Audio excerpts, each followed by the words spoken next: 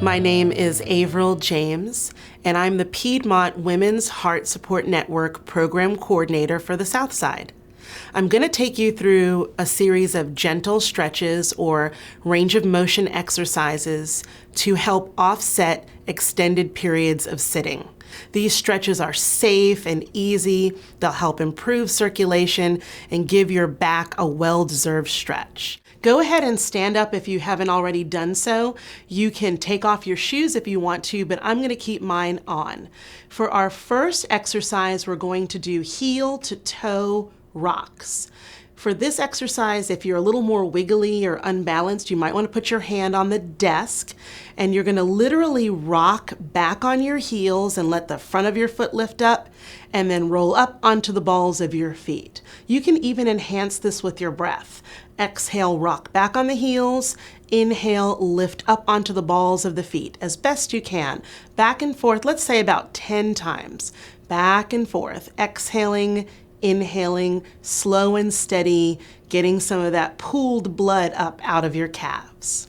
The next exercise is called heel to butt or kick the butt or a hamstring curl. You are pointing your knee straight down and bringing your heel up to the buttocks. Knee down, heel to the buttocks. Knee down, heel to the buttocks. You can even put your hand on the front of your thigh to discourage yourself from lifting the leg. The emphasis is on the knee pointing down.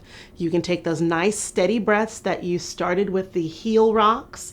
Inhale, kick, exhale, put the foot down. Inhale, kick, exhale, put the foot down, maybe about 10 times. The next one is called a high knee lift or hip flexion, and it's kind of like you're marching in place. And again, just like with the other exercises, you can put your hand on the counter if you feel a little unsteady. You're going to bring your knee straight up toward the ceiling like it's on a puppet string, flexing at the hip. If your knees are a little more sensitive, this is a great exercise because it doesn't put any weight or pressure on the knee. But if you're a little more advanced and you'd really like to get the blood flowing, you can transition into a squat from here. A squat, you might have to move back from your desk a little bit. You reach your arms out in front of you and sit down and back like you're going to sit into a chair. You can do your knee lifts about 5, 10 times, and maybe 5, 10, even 15 squats if you feel pretty ambitious. Our next exercise is going to be hip circles. You'll place your hands on your waist and you circle your pelvis around arbitrarily clockwise for about 5, 6, 7 times. It's like you're moving a big, heavy hula hoop around your pelvis. Try not to move your shoulders and bend your knees a little bit. And then after you've done a few in one direction, you go the other way, so counterclockwise, other direction, and all the while breathing nicely, slowly, and smoothly. If you're getting tired and you need to take a break and either walk around or sit down for a moment, you can, and then you come back to the exercises if you choose to do so. Now we're moving up the spine a little bit with a bit of lateral flexion or side bending. And you're just going to let your hand kind of drop to the outside of your knee like a rag doll going back and forth. I like to do the breath alternating with this exercise. I inhale as I go to one side and I exhale as I go to the other. And if you're feeling a little ambitious, you don't have any significant low back problems, you can take the upper arm up, over, and across, and you're alternating a deeper side stretch, lifting the upper arm up, over, and across, bending to the opposite side. Upper arm out, over, and across, bending to the opposite side, maybe 6, 7 times on each side. And now we're going to go into a gentle torso twist. You are taking your arms into a goalpost position, softening at the knee, and then turning at your chest to one side of the room without moving your hips. They stay straight ahead. And then to the other side, but the hips stay straight ahead. If you have problems with your shoulders, you can cross your arms over your chest. And when I'm teaching this in a class, I compare it to turning the lid on a jar. The jar doesn't move. That's your pelvis, but the lid moves. It twists. So my hips stay straight ahead, and I breathe in and out and just rotate across my upper abdomen and chest. Now we're relaxing the arms at the sides, and we transition into a simple set of shoulder rolls. Just shrugging the shoulders up, back, down, and around. Up, back, down, and around. Easy breezy, still breathing nice and deeply. Maybe 5 or 6 times in one direction. It's really up to you. If you have more time, you might choose to do more. If you're in a rush, 1 or 2 is better than nothing. Then you reverse.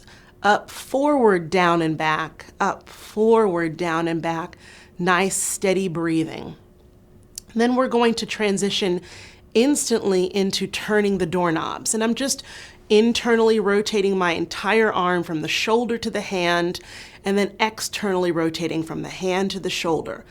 There's a tendency to just do this in the hand, but it's really the whole arm that's internally and externally, or forward and back, rotating. Full rotation of the entire arm. Our last few exercises are all about the upper body, so now we're going to move into our neck. And the first exercise I call forward and backward pecking, because it's like you're pecking like a chicken. You press your chin forward, and then you retract your neck back. Very gently. I'm not forcing my neck. I'm just letting it move in its own natural range of motion. And again, still breathing mindfully, inhaling maybe forward or exhaling back. Nothing will happen if you do it in the opposite direction. Maybe 5, 6 times. Next, we're going to do a yes movement with our neck. You need to be careful with this one if you've been diagnosed with arthritis or stenosis. You're taking the head up like you're saying yes, and down like you're saying yes. Slow and deliberate. Inhale, lifting the chin to the ceiling. Exhale, dropping the chin toward the collarbones. Simple, gentle, soft movements coordinated with the breath. Looking side to side over each shoulder, like you're saying no. Shoulders are gently back. You're still breathing mindfully and attentively. Looking side to side, inhaling maybe over one shoulder, exhaling over the other, or just letting the breath flow smoothly and evenly. And the last of the neck exercises is a lateral flexion, or you're tilting the head as if you're bringing the ear to the shoulder. So you take your right ear towards your right shoulder. You try to keep your shoulder down though. And then your left ear to your left shoulder. Right ear to your right shoulder. Left ear to your left shoulder, just as with the preceding exercises, maybe 5, 6, 7 times. And then our final range of motion is just a really nice full body stretch. And you're going to stretch your arms up and slightly apart, like a big letter Y, like you're doing a YMCA gesture. And stretch through the tips of your fingers and really press down deeply through your feet. You can even bend your knees a little bit, and some people find that relaxes their low back. And then bring your arms back down and give them a break. And then we'll do that one more time. Lift the arms up, reach through the fingertips, press down to the feet. You might even add a little bit of a lift at the top of your chest, like the tiniest sprinkling of a back dive. Don't hold your breath. And then let your arms come back down. And just take a moment to feel how different your body feels from whatever you were doing a few moments ago. You can do these exercises, 2, 3, 4, 5 times a day. They're so gentle that they're really not going to cause any harm. Repeat them as needed to offset some of that extended sitting that we all find that we're doing. Have a wonderful day.